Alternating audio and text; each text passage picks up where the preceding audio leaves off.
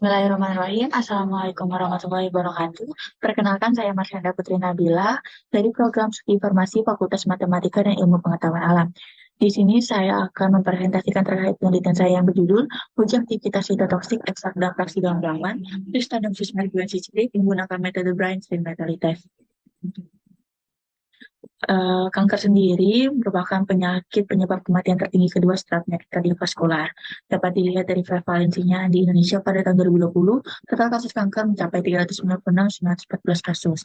Dan di mana kanker masih bisa diobati salah satunya dengan menggunakan obat-obat kemoterapi, namun obat-obat ini seringkali menimbulkan efek toksik bagi tubuh. Maka dari itu, suatu penelitian terus dilakukan, terutama untuk menemukan obat berasal dari tanaman sebagai penunjang kemoterapi yang sudah ada.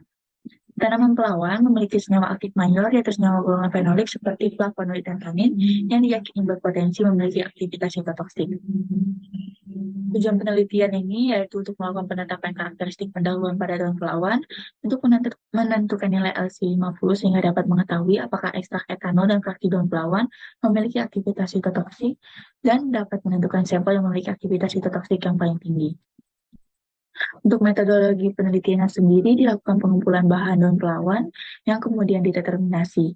Untuk pembuatan simplisia daun pelawan, dilakukan pembuatan dan juga dilakukan penentuan karakteristiknya. Setelah itu dilakukan proses ekstraksi menggunakan metode maserasi pada pelarut etanol 96%. Didapatkanlah ekstrak yang kemudian dilakukan vaksinasi menggunakan metode ekstraksi cair dengan pelarut dengan keluaran yang berbeda.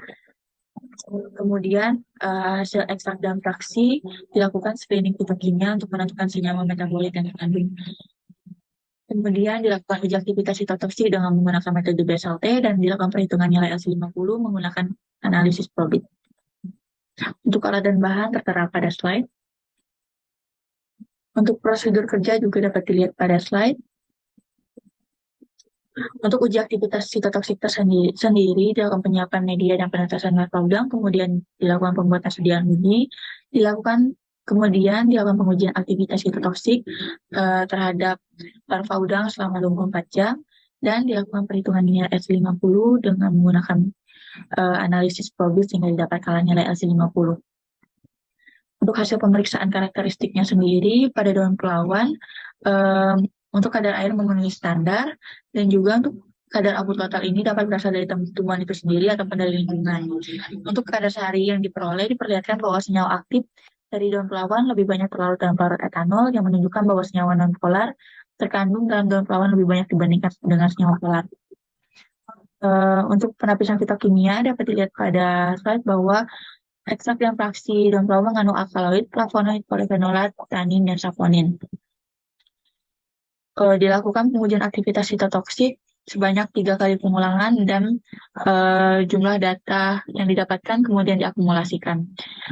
Dapat dilihat pada tabel bahwa peningkatan konsentrasi pada sampel berbanding lurus dengan kematian larva udang, yang dimana adanya hal ini menunjukkan adanya aktivitas sitotoksik dari masing-masing ekstrak uji.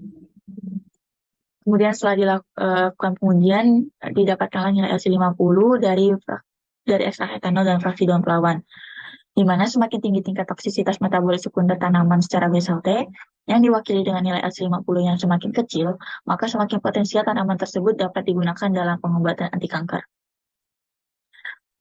Secara umum, senyawa-senyawa dalam daun pelawan dapat menghambat daya makan larva dan juga dapat bertindak sebagai stomach poisoning atau racun perut. Namun secara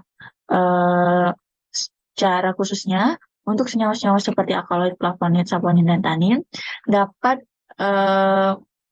menginhibisi aktivitas reseptor tyrosine kinase dan juga aktivitas lainnya yang berperan dalam pertumbuhan sel kanker. Selain itu juga untuk senyawa tanin dapat berfungsi untuk mengurangi resistensi tumor pada agen terapi. Kesimpulannya yaitu, yang pertama, karakteristik daun pelawan memenuhi persyaratan parameter standar serta terdeteksi mengandung golongan senyawa metabolit sekunder yaitu alkaloid, flavonoid, polifenolat, tanin, dan saponin.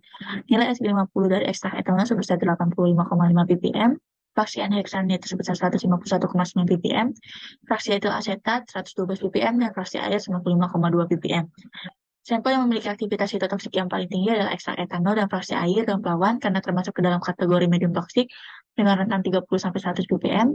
Sedangkan untuk fraksi N-hexanel etil asetat termasuk ke dalam kategori low toksik dengan rentan 100-1000 ppm.